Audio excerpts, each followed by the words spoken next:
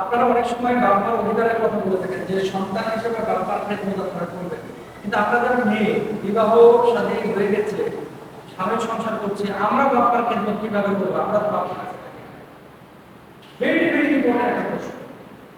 মা বাবার বিশেষ করে মেয়েরা যখন স্বামী সংসারে চলে যায়, স্বামী সংসারে যাওয়ার পরে বাপ মার খেদমত করার জন্য ওয়ে বা কোনো সুযোগ আছে কিনা, খুব ইম্পর্টেন্ট। সূরা নিসার মধ্যে আল্লাহ সুবহানাহু ওয়া তাআলা বলেছেন ওয়াকুফা ওয়ালা তুশরিকু বিহি শাইআ ওয়া বিল ওয়ালিদাইনি ইহসানা। আল্লাহর ইবাদত করো, আল্লাহর সাথে কাউকে শরীক করো না, বাবার সাথে সদাচরণ। আচ্ছা, দুই নম্বর সূরা ইসরার 23 নম্বর আয়াতের মধ্যে আল্লাহ বলেছেন ওয়া ক্বাদা রাব্বুকা আল্লা তা'বুদু ইল্লা ইয়্যাহু ওয়া বিল ওয়ালিদাইনি ইহসানা, যে বাবার সঙ্গে ভালো আচরণ করো, বাবা মা ছাড়া অন্য কারো ইবাদত বন্দেগী করো না, আপনার সাথে সরি বাপ মার ভালো ইবাদত করো, আল্লাহ ছাড়া অন্য কারো ইবাদত বন্দেগী করো। আল্লাহ সুবহানাহু ওয়া তাআলা এটা বলেছেন।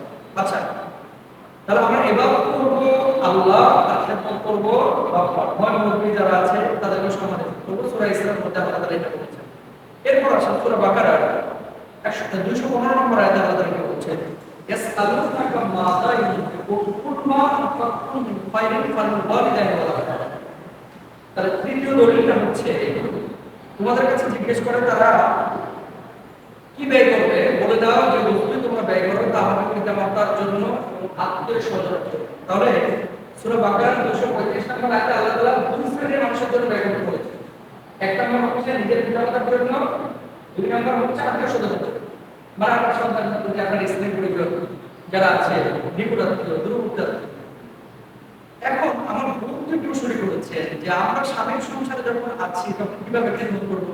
এখান থেকে কিন্তু আল্লাহ তাআলা স্পেসিফিক কাউকে বলে দেয়নি ছেলেরাই শুধু খেদমত করবে, মেয়েরা খেদমত করবে না। তার মানে মেয়েরাও খেদমত করবে। এখন বলবো স্বামীর সংসার থেকে কিভাবে খেদমত করবো। এক নম্বর আপনাকে বলবো, নিজের বাবা মা যদি জীবিত থাকে আপনি তার সাথে সদাচরণ করতে পারেন।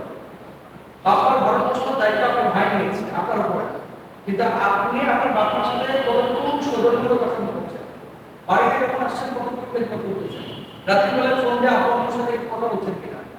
অনেক সময় দেখা যায় অনেক ছেলেরা মেয়েরা ওই স্বামীর সংসারে ব্যস্ততার কারণে বুড়ো বাবা 7 দিনে একবার করে। কেন?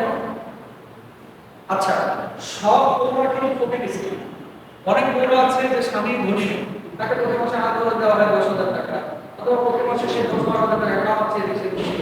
তার মালিকানায় মনোনয়ন টাকা আছে, 10 লাখ 15 লাখ টাকা ব্যাংকে পড়ে আছে, এখান থেকে সে ভালো ইনকাম করতেছে।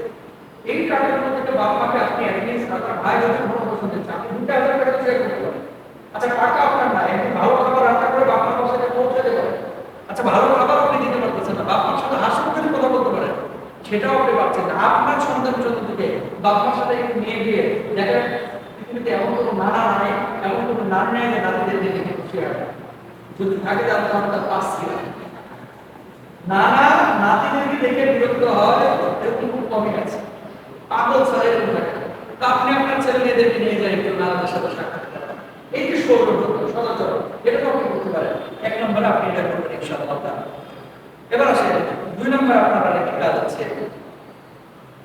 ইসলামী শরিয়ায় যেহেতু আল্লাহ তাআলা খেদমতের কথা বলেছে, সর্বাবস্থায় আমরা সদাচরণ করব, সামর্থ্যবান হলে নিজের নোংরা থেকে দিতে পারে, অথবা কিছু টাকা পয়সা দিতে হাত করেছে আপনাকে স্বামী দেয়, কিছু টাকা আছে যেগুলো স্বামী আপনাকে মালিক বানিয়ে দিয়েছে, যে 20,000 টাকা দিয়ে তোমার যা খুশি করো।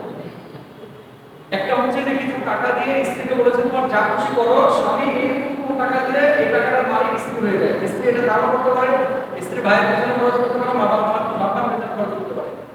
আর কিছু টাকা আছে এখান থেকে যা খরচ হয় করে খরচ করে বাকিটা আমরা দিলাম, এই টাকা কিন্তু আপনি আপনার বাবা মারা দিতে পারেন।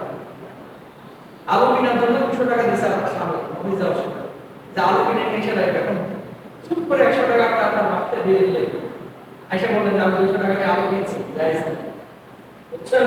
এটা জায়েজ না। তাহলে যেই টাকাটা আপনার স্বামী আপনাকে মালিক বানিয়ে দিচ্ছে, বা যেই টাকাটার মালিক আপনি, এখান থেকে আপনার বাবাকে আপনি সহযোগিতা করতে পারেন। 2 নম্বর। 3 নম্বর, সামর্থ্যবান যদি আপনি না পান তাহলে আপনার উপরে আপনার ভরণ পোষণ দেওয়াটা আবশ্যক নয়। তবে এক্ষেত্রে মেয়ে নিজের সামর্থ্য অনুযায়ী পিতামাতাকে সাহায্য করার চেষ্টা করবে। এক্ষেত্রে মেয়ের ঘরোয়া পরিবেশে শিক্ষকতা করে বা কোনো হস্তশিল্প বা কোনো হাত মুখে পালন করে বা নিজের উপার্জন করে যে টাকা পয়সাগুলো আছে এগুলো সাহায্য সহযোগিতা করার চেষ্টা করবে। তিন নম্বর হচ্ছে সন্তান হিসেবে মেয়ে তার বাবা মাকে যাকাত সাদাকা দিতে পারবে না, তবে নিজ স্বামীকে মহব্বতের সঙ্গে শ্বশুর-শাশুড়ি খেদমত করার প্রতি উদ্বুদ্ধ করতে পারে।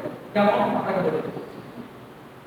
নিজের বাবাকে তো জাকাত দেওয়া যায় না, কিন্তু একজন স্বামী সে যদি শ্বশুরকে জাকাত দিতে চায় দিতে পারে।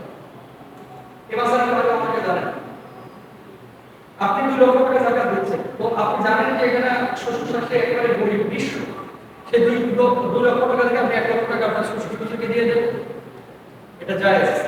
তাহলে এই সমস্ত ওয়ে বা পদ্ধতি অবলম্বন করে আমরা আমাদের বন্ধুকে বলতে পারি তোমার বাবা খেদমত করতে পারে। বাবার খেদমত করে বড় দাবি নেই, বাবার দোয়া বড় দাবি। ঘুমা জান্নাতুল নার, বাবা মা আমাদের জন্য জান্নাত, বাবা মা আমাদের জন্য জান্নাত। বাবার খুশি আল্লাহ তাআলা সন্তুষ্ট, বাবার খুশি।